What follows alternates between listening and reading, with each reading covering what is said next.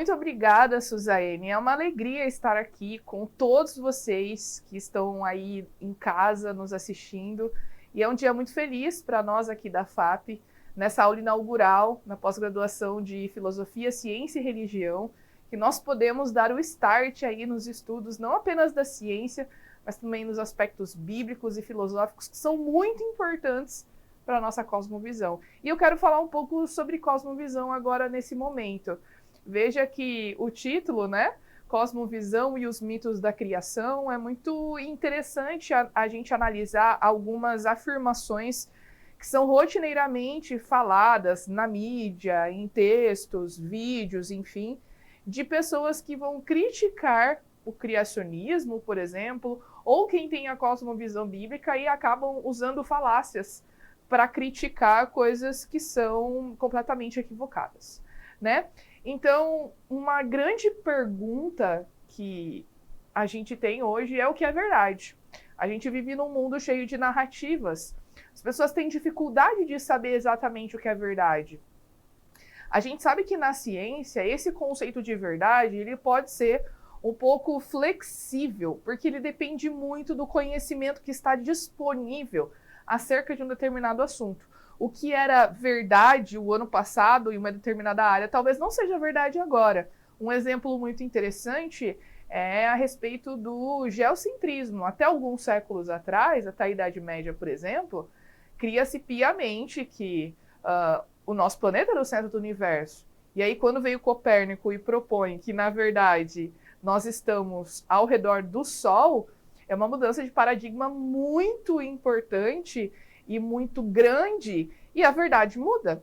Então, na ciência, o conceito de verdade é um pouco flexível, né? E hoje em dia também, em alguns aspectos da sociedade, as pessoas têm tentado mudar verdades que são muito bem estabelecidas. Então, isso faz a gente refletir quando a gente pensa a respeito da nossa cosmovisão.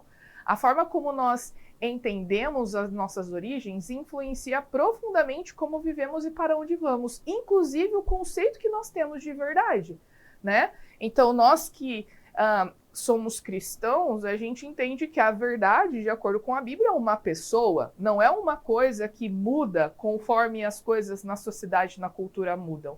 Então, ter consciência do que é a nossa cosmovisão, quais são as bases dessa cosmovisão, são muito importantes para nós entendermos por que estamos aqui e são muito importantes também para a gente entender para onde estamos indo. E aí que é a beleza da cosmovisão cristã, do criacionismo, é nós entendermos que temos um propósito, gente.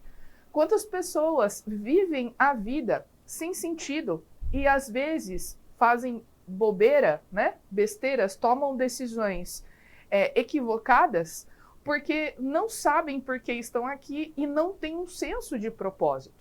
A nossa cosmovisão nos dá esse propósito. Então é muito importante a gente refletir sobre isso. Lembrando que a cosmovisão é o quê? A cosmovisão, ela é um conjunto de ideias que engloba aspectos filosóficos, no caso da cosmovisão cristã, aspectos teológicos e, claro, aspectos científicos também. É muito importante a gente lembrar que as bases da ciência moderna que nós conhecemos hoje foram construídas por cientistas cristãos. E alguns dos cientistas mais geniais e importantes que já existiram no nosso planeta. A gente tem, como eu citei, Nicolau Copérnico, a gente tem Galileu Galilei, Johannes Kepler, Isaac Newton, que estudavam a natureza porque queriam entender o nosso Criador. Por meio dos estudos da natureza, eles tinham o objetivo de entender como é que Deus havia criado todas essas coisas e como tudo funciona. Eles entendiam a grandiosidade do legislador, do Deus criador da natureza. Então, se ao estudar a natureza, se ao olhar a natureza, se ao observar a natureza, eu encontro observações tão grandiosas e impressionantes, o criador, o legislador é muito maior do que a sua criação. Então isso é muito importante a gente ter em mente de que a cosmovisão cristã, ela também se baseia em princípios científicos, porque a ciência moderna foi estabelecida por cientistas cristãos. Agora, a gente precisa, lógico, comentar a respeito de duas cosmovisões que, de certa forma, são concorrentes, né? E muitas vezes a gente vê na internet essas duas cosmovisões em certos embates, né? Esses debates que a gente vê por aí, as pessoas basicamente brigando e discutindo como se fosse num ringue de luta. Só que a gente precisa ter bastante cuidado e entender que isso tem a ver com a concepção de vida da pessoa, tem a ver com a sua cosmovisão. E muitas vezes tentar persuadir alguém de mudar a sua cosmovisão não é algo que vai acontecer num debate. É algo que vai acontecer durante muito tempo. E claro, a gente entende também que a ação do Espírito Santo é importante para isso. Então aqui a gente tem duas cosmovisões aqui, como eu falei, concorrentes. Veja que as duas têm como ferramenta muito importante a ciência. Veja, tanto na cosmovisão naturalista, que é o que a gente costuma falar como evolucionista, e a cosmovisão criacionista, a gente usa as ferramentas e os métodos que são nos proporcionados, que nos são proporcionados pela ciência. Só que a forma como nós vamos interpretar essas evidências vai impactar profundamente as nossas interpretações. Uma rocha, um fóssil, é um fóssil para 2 paleontólogos.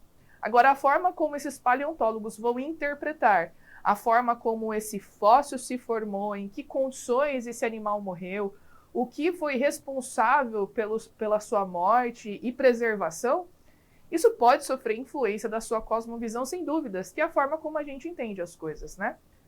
Então, aqui a gente eu trouxe para a gente refletir um pouquinho, falando especificamente, né, do criacionismo. Então, a gente, nessas duas cosmovisões, nós temos o naturalismo, que é aquela cosmovisão que entende que a gente não precisa de criador, de poder sobrenatural ou de nenhum designer externo, porque todo o nosso planeta, tudo que existe, tudo que a gente consegue observar é suficiente para a gente explicar esses fenômenos. A gente não precisa chamar alguém externo, porque tudo que nós temos aqui pode ser explicado pelas ferramentas que a ciência nos dá.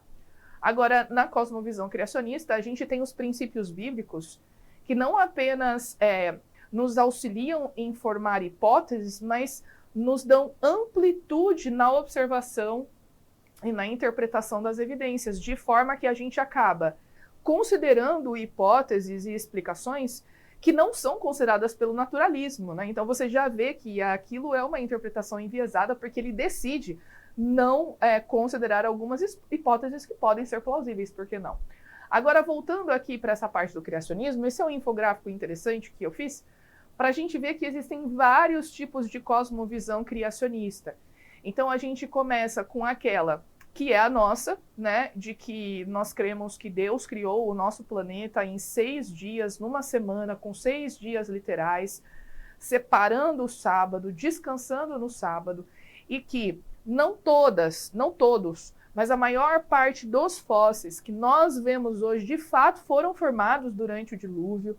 Uma outra parte foi formada depois, talvez alguma coisa, porcentagem bem pequena antes, mas a maior parte foi formada durante o dilúvio. E a gente tem um intervalo de tempo entre a criação da vida e, enfim, e até o momento que nós estamos hoje, e cerca de milhares de anos.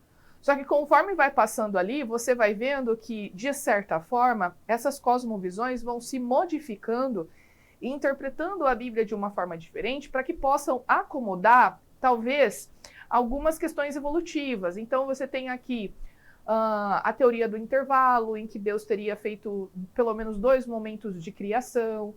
Tem o criacionismo progressivo, em que Deus teria feito vários eventos de criação que são sucessivos. Então, aquela ordem de fósseis que a gente encontra na coluna geológica representaria esses períodos sucessivos de recriação do criacionismo progressivo.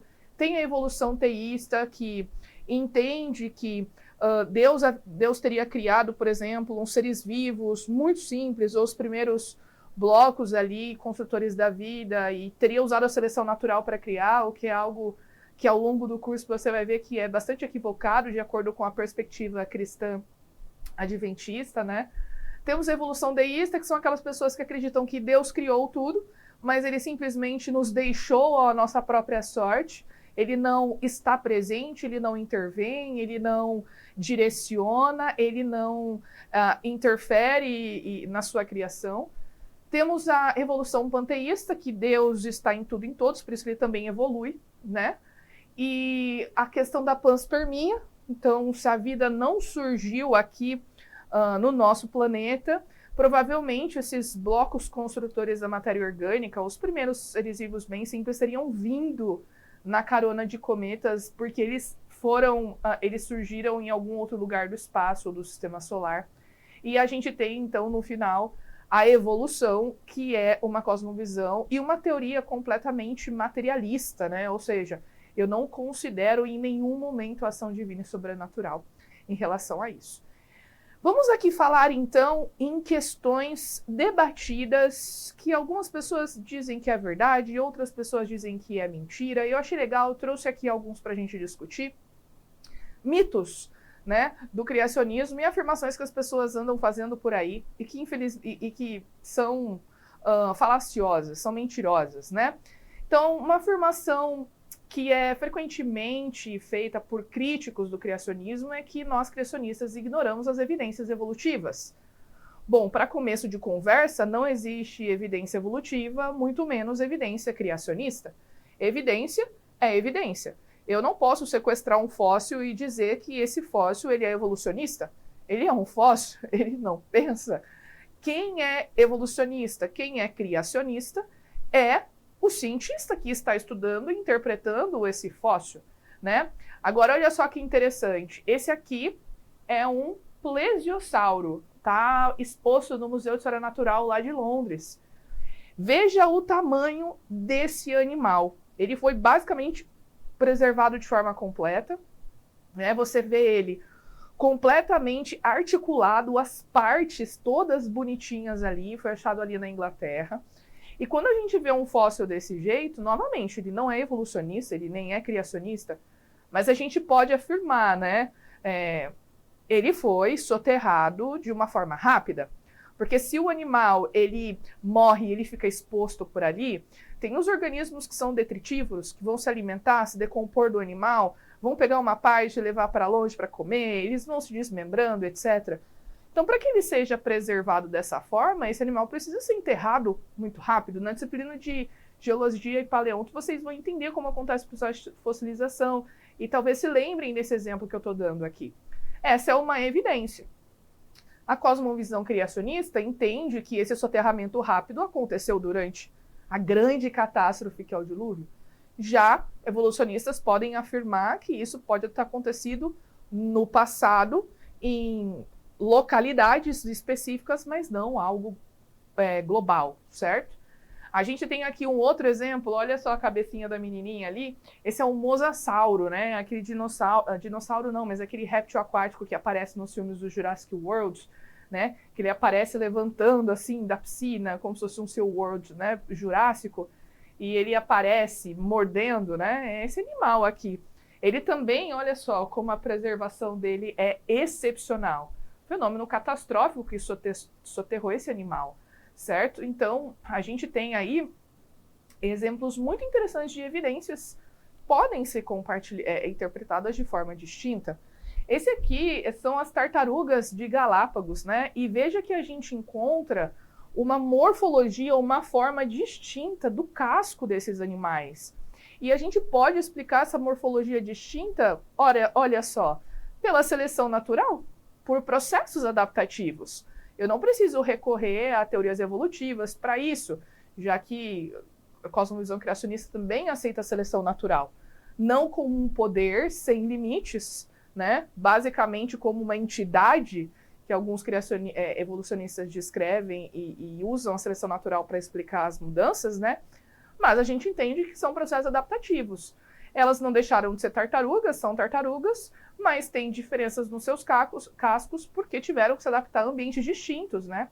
Então você tem aqui uma tartaruga essa que tem o casco, né, um pouco mais alto, ela vive em lugares que são mais secos lá nas Ilhas Galápagos. Então as plantas são mais altas, precisam, né, e esticar ali o pescoço, tem um espacinho para acomodar o pescoço, conseguem se alimentar melhor do que essas outras aqui, que precisam viver em lugares mais úmidos. E aí tem uma abundância maior de vegetação, né? Então veja que interessante, a gente consegue colocar o mesmo processo, como a seleção natural, mas entendê-lo como uma perspectiva diferente, né? A gente tem aqui também a questão dos pinzones, né? Dessas aves aqui bastante importantes, os tentilhões, para a teoria da evolução. É muito falado esses animais aqui, porque evolucionistas usam esses animais para dizer que a evolução foi provada, mas o que foi observado em algumas décadas aqui foi a modificação no tamanho do bico desses animais devido a variações de ambiente, etc. Mas veja, eles continuam sendo tentilhões. Então, novamente, seleção natural é interessante aqui, né? Então, a gente tem muitos exemplos de evidências que podem ser usadas, não necessariamente são evolucionistas. Outra coisa importante, o criacionismo foi refutado pela evolução. Como assim o criacionismo foi refutado pela evolução? Bom, o que é evolução para começo de conversa?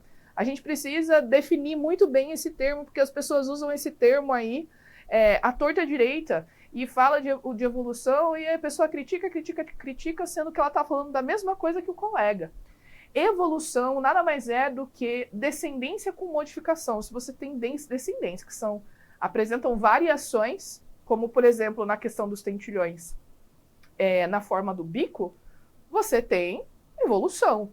E nem por isso a gente, como criacionista, vai negar. Inclusive, isso que eu estou falando e os exemplos que eu dei da tartaruga e dos tentilhões são exemplos de processos microevolutivos, né? O que são processos microevolutivos?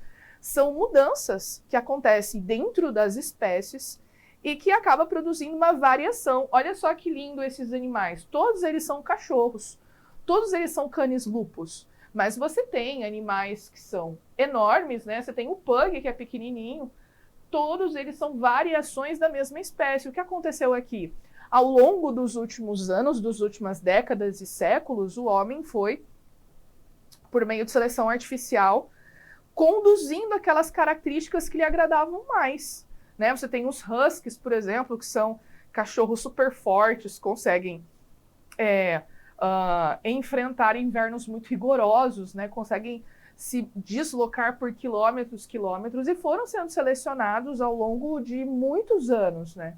Da mesma forma, essas outras raças mais modernas. Então, processos microevolutivos também são considerados evolução, se a gente usar aquela definição de descendência com modificação, mas pequenos, com limites, que é isso que o criacionismo entende que de fato é o que acontece. Deus nos criou com capacidade de adaptação, mas com adaptação com limites, diferente de processos macroevolutivos. Processos macroevolutivos são processos muito maiores, de mudanças e características muito maiores, porque evolucionistas entendem que se você der tempo suficiente, a seleção natural tem o potencial de criar coisas.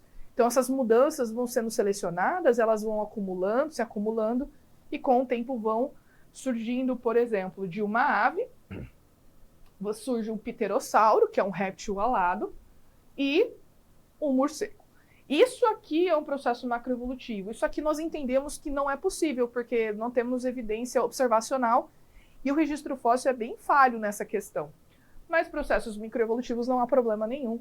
E a gente vai estudar na nossa disciplina de especiação, evolução e origem da vida algumas questões relacionadas a isso. Então, olha só, se a gente pudesse criar, né, uma árvore da vida, a gente teria o darwinismo com ancestralidade comum e a baraminologia, que é essa ideia de que Deus criou tipos com capacidade de adaptação, com limites, né, como se fosse um pomar. Então são vários grupos de animais que Deus criou e dentro desses grupos eles podem se diversificar. Outro mito importante, design inteligente é criacionismo disfarçado. Apareceu um texto na revista super interessante falando a respeito, criticando o design inteligente e usaram esse argumento, gente. Criacionismo não é design inteligente disfarçado. Criacionismo é uma coisa, design inteligente é outra coisa. Design inteligente é uma teoria científica defendida por vários teóricos, Michael Behe, enfim, Stephenmeyer, que entende que é possível usar o método científico para identificar na natureza evidências de um designer. Por meio do quê? Por meio da complexidade redutível, por meio da informação especificada, né? Porque a complexidade ali, entende-se que a complexidade é tão grande como, por exemplo, o código que está no DNA, que não poderia ter surgido por processos de seleção natural. Aqui a seleção natural não tem capacidade de criar informação, especialmente uma molécula que funciona como um HD, né? Então, existem critérios usados pelo design inteligente para analisar um processo e dizer, é mais provável que ele tenha sido fruto, que ele seja fruto de uma mente inteligente do que por processos naturais. Já o criacionismo, como eu estou dizendo desde o início, é uma cosmovisão, que entende que esse designer é o criador. Tem todas as questões teológicas também. Já o design inteligente não há um compromisso com a figura do designer. Existem pessoas que entendem que a teoria da evolução não consegue oferecer respostas satisfatórias para as coisas que a gente observa na natureza. Portanto, negam alguns aspectos da teoria da evolutiva e entendem que a teoria do design inteligente faz sentido, mas nem por isso elas são criacionistas. Há agnósticos, enfim, né? Então a gente precisa tomar cuidado, porque normalmente quando pessoas não têm argumentos para criticar, elas usam de falácias, né? E essas duas coisas são bem diferentes e distintas. E nós estamos chegando aqui ao final. Criacionismo é só religião, não tem base científica. Criacionismo não é só religião. Criacionismo não é uma religião, para começo de conversa. Denominações nós temos várias. Criacionismo é uma cosmovisão. Criacionismo é uma cosmovisão que entende que há evidências científicas para apoiar a nossa crença no relato bíblico da criação. E não apenas no relato bíblico da criação, mas também no que está escrito no livro de Gênesis. Não só no livro de Gênesis, mas a Bíblia inteira como um livro completo. Nós temos evidências históricas, arqueológicas, científicas de que o que está ali é digno de confiança. Outra coisa importante aqui também é que nós entendemos que a natureza, tanto pelas coisas visíveis quanto invisíveis, fala do nosso Criador. Olha o que está em Salmos. Os céus proclamam a glória de Deus, e o firmamento anuncia as obras das suas mãos. Um dia declara isso outro dia, uma noite revela conhecimento a outra noite. Sem discurso nem palavras, não se ouve sua voz, mas sua voz se faz ouvir por toda a terra e suas palavras até os confins do mundo. Né? A gente não precisa que Deus faça um discurso para nós, porque pela observação e estudo da natureza, a gente consegue ter evidências de que Ele está cuidando de nós. Romanos 1:20. Portanto, irmãos, peço pelas misericórdias de Deus que ofereçam o corpo de vocês como sacrifício vivo, santo e agradável. Este é o culto racional de vocês. Deus não quer que nós tenhamos uma fé cega. Ele quer que a nossa fé seja baseada em evidências que apelam à nossa razão. Portanto, o criacionismo não é uma religião. O criacionismo é uma cosmovisão que tem, sim, muitas evidências que dão subsídio a essa cosmovisão. Inclusive, muitas evidências científicas, não apenas aquelas que a gente consegue observar pela nossa percepção. Olha só que interessante esses versos de Romanos. Pois os seus atributos invisíveis, seu eterno poder, são vistos claramente desde a criação do mundo e percebido mediante as coisas criadas. A gente não precisa se apoiar apenas naquilo que nós vemos. A gente não vê a lei da gravidade, a gente não vê as leis que regem o movimento das órbitas dos planetas, que regem o movimento dos corpos no espaço. São invisíveis. Mas usando ferramentas científicas como cálculos matemáticos, a gente consegue entender que há ordem no universo, que há leis, e se há leis, há um legislador, né? Então, gente, eu espero que vocês se sintam motivados para começar esse curso e lembrar que explicar o como não elimina o quem. Encontrar ordem em mecanismos não significa ausência de propósito. A ciência nos mostra como tudo funciona e a fé nos dá o propósito e sentido. Que você possa meditar nessas palavras, se sentir motivado para continuar estudando aqui na nossa pós.